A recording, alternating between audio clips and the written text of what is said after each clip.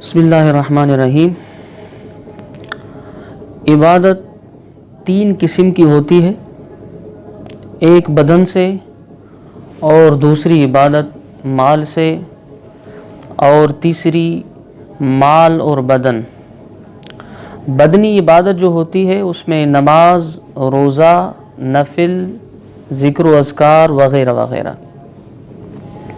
اور جو مالی عبادت ہوتی ہے وہ ہے زکوٰۃ، خیرات، صدقات وغیرہ، اور مرکب یعنی وہ عبادت جو مال اور جسم کے ساتھ کی جائے،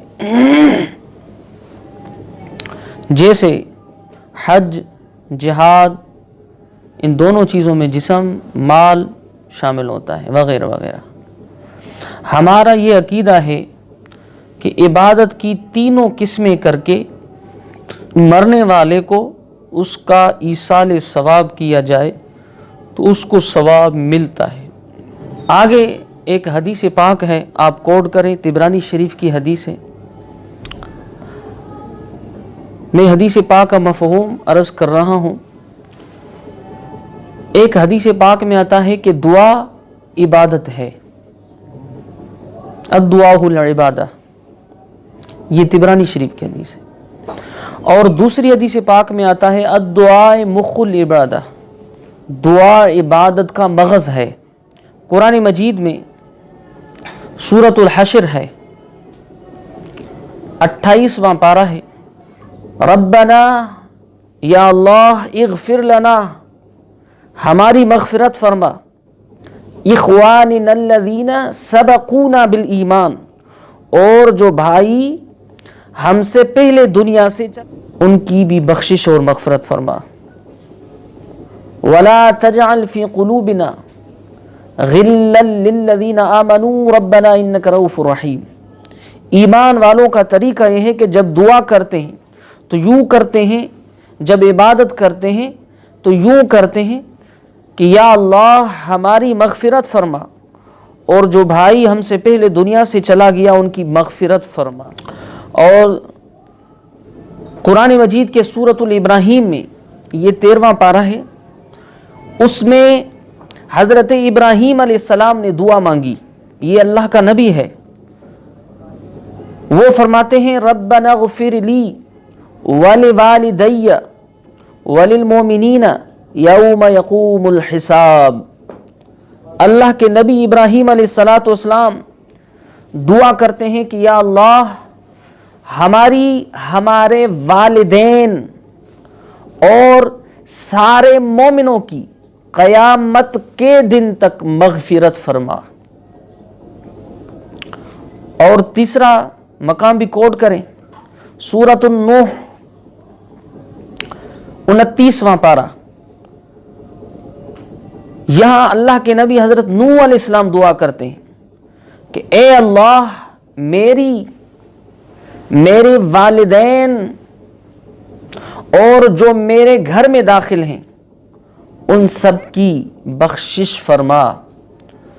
تو یہ تین مقام میں نے عرض کیے ہیں قرآن مجید سے، اور آگے میں نے حدیث بھی عرض کی ہے کہ دعا خود عبادت ہوتی ہے، یہ حدیث ہے، بلک الدعاء مخ العبادہ، وہ تو عبادت کا مغز ہے۔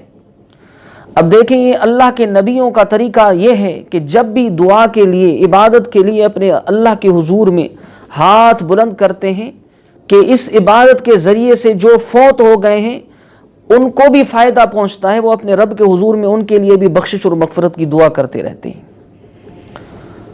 تو ہمارا طریقہ بھی یہ ہوتا ہے کہ نماز، روزہ، نفل، یہ فرضی عبادت کے علاوہ اگر کوئی بندہ کرے اور اس کا ثواب دعا کے ذریعے اللہ کے حضور میں ہاتھ اٹھائے، پچھلوں کے لیے دعائے بخشش اور مغفرت کرے تو ان سے ان کو فائدہ پہنچتا ہے۔ یہ تو قرآن مجید کی 3 آیتیں تھیں جو میں نے آپ کو عرض کی۔ اب میں آپ کو مشکات شریف کی حدیث پاک عرض کر رہا ہوں، آپ وہ کوٹ کریں۔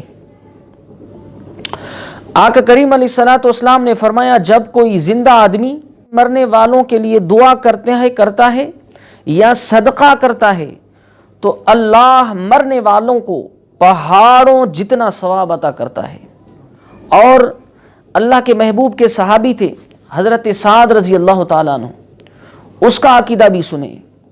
انہوں نے تو کنواں کھدوایا، آج تک وہ کنواں موجود ہے جسے سعد کہا جاتا ہے۔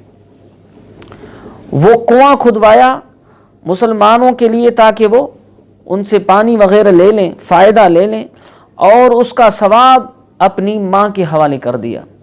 تو یہ کنواں کھودوانا یہ ایک عبادت ہے نا، یہ عبادت ہے۔ اب صحابی کا عقیدہ سنیں کہ یہ عبادت میں کرتا ہوں اور اللہ کے حضور میں دعا کرتا ہوں کہ پروردگار اس کا ثواب میری ماں کو پہنچا جو فوت ہو گئی ہے۔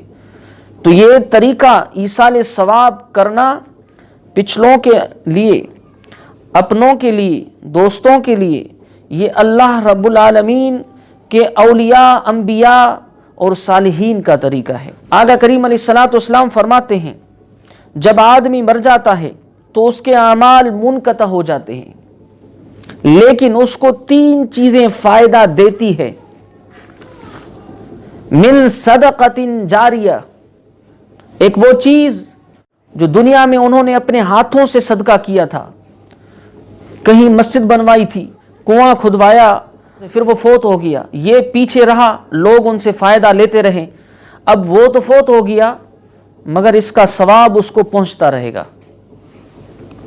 اور دوسرا وعلم نافع، جس نے ایک اچھی بات، دین کی بات، علم کی بات حضور علیہ السلام کی امت کو بتائی، جب تک وہ اسی کی بتائی ہوئی باتوں پر پچھلے جو لوگ ہیں عمل کرتے رہیں گے، اب یہ فوت ہو گیا ہے، آقا کریم علیہ السلام فرماتے ہیں اس سے اس کو فائدہ اور ثواب قبر میں پہنچتا رہے گا۔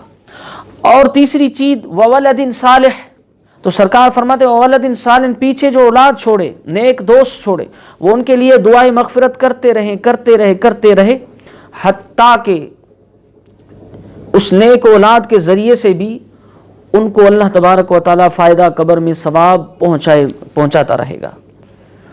تو یہ احادیث کی روشنی میں بھی آپ نے سنا کہ ایصال ثواب کرنا یہ اللہ کے نبیوں اور ولیوں کا طریقہ ہے۔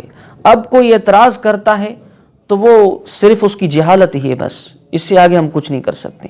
وما علینا۔ مزید ویڈیوز کے لیے ہمارا یوٹیوب چینل سبسکرائب کریں اور بیل آئیکن پر کلک کریں۔